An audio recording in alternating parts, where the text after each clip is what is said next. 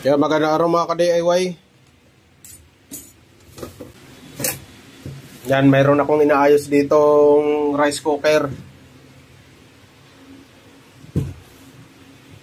Yan, as usual, ano lang to mga ka-DIY,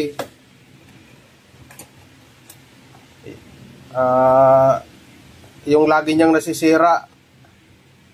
Ito.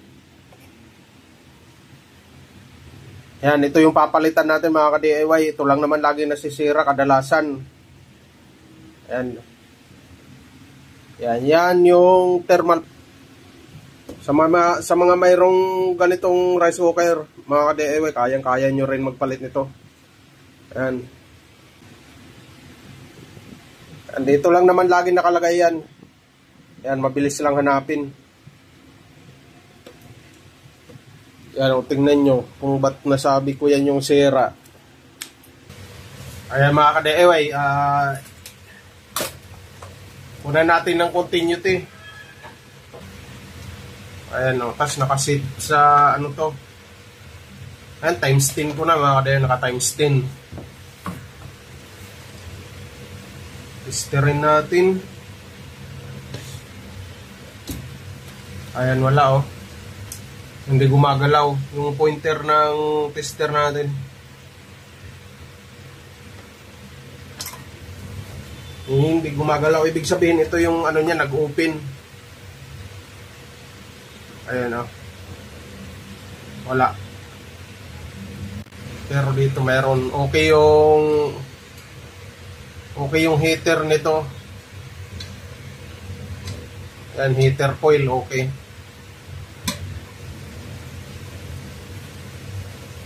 Ito lang yung sira mga ka-DIY. Napakadali lang nitong ayusin.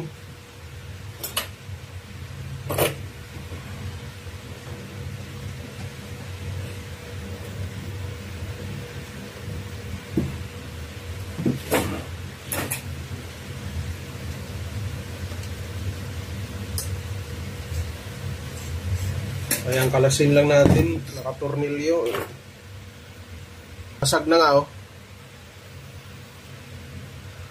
Value niya 10 amperes, 185 degrees Celsius. Ayan, mayroon ako dito. Ganon, parehas din yung value. 10 amperes, 185 degrees Celsius. Ayan. Ito yung mabilis pirahin mga ka-DIY pag ano, sa mga nag-aayos, mga nagre-repair ng ganitong gamit. Palit lang.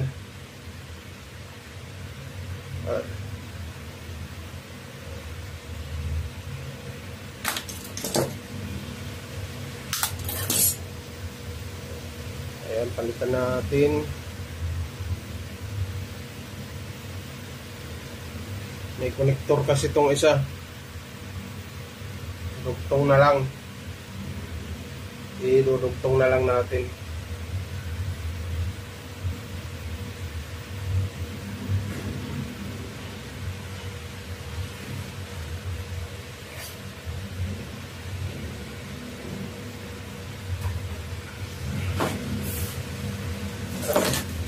Para safe tayo mamaya.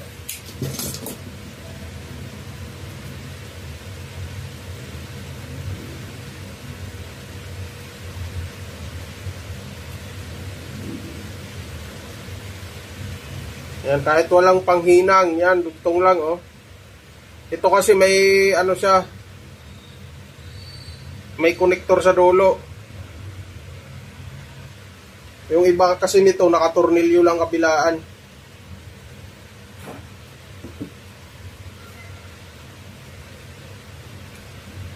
Yan, splice lang natin.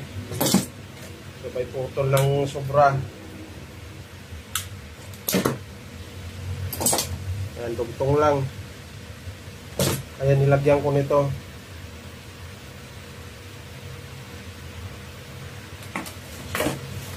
Yan, tingnan natin para sigurado. Yan, no?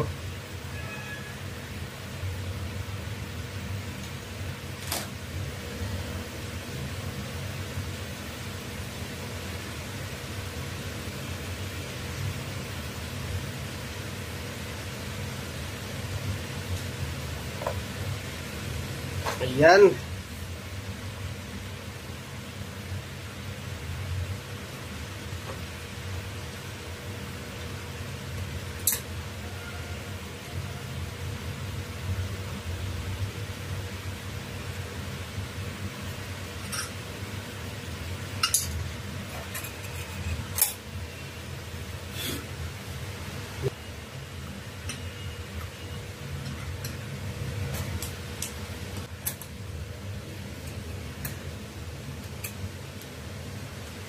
Yan. Ganun lang kabilis mga ka-DIY. Madali ang repair to. Tingnan nyo dito. Mayroon na to. Yan, may resistance na siya. Kanina wala eh.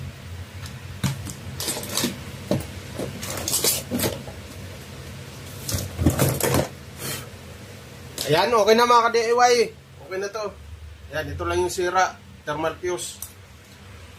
Ayan, itakip na natin.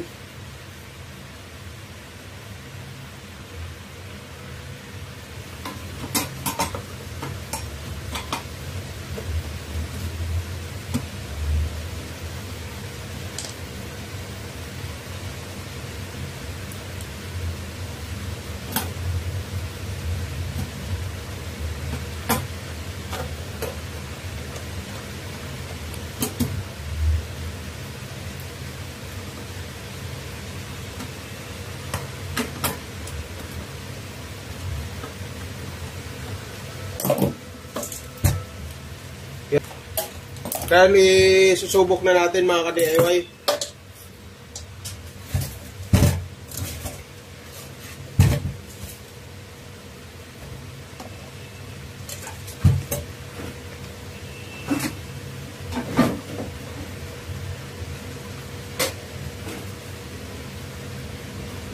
Yan.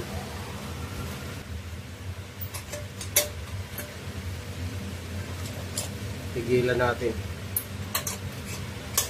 Ayan, nakababa na. Dapat iinit na yan. Tingnan nyo mga ka-DIY.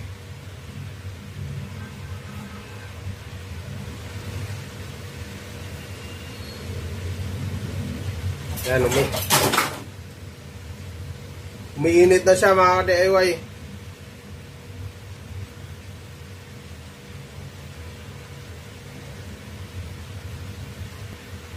Ayan, okay na to. Mainit na.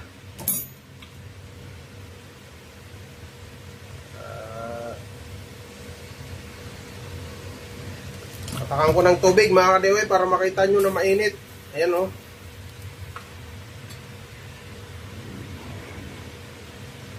Nagkakalat yung tubig. Ay, mainit na yan. Tingnan nyo. Tingnan yung tubig pag bumagsak. Ano? Kumukulo.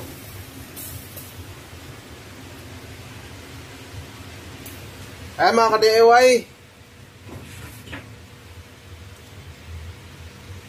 Tanggalin muna natin yung saksak. Ayun na mga ka-DIY. Bali ang sira. Thermal fuse lang. Pang merienda na naman to mga ka-DIY, thermal fuse lang yung sira. Napakabilis ayusin. Yan. Pag magpalit pala mga ka-DIY, kailangan parehas yung value, may number naman to eh. Titingnan nyo dito parehas yung, kung kailangan parehas din yung value yung ilalagay nyo. Kasi pag medyo mababa, baka mabilis naman mag-open pag uminit. Kaya sundin na lang natin kung anong nakakabit. Para ganun pa rin yung tolerance ng na kaya niyang i-handle.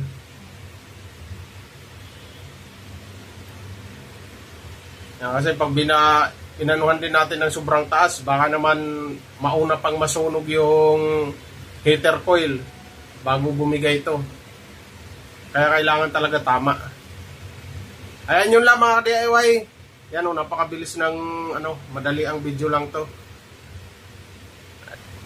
Yan, okay na.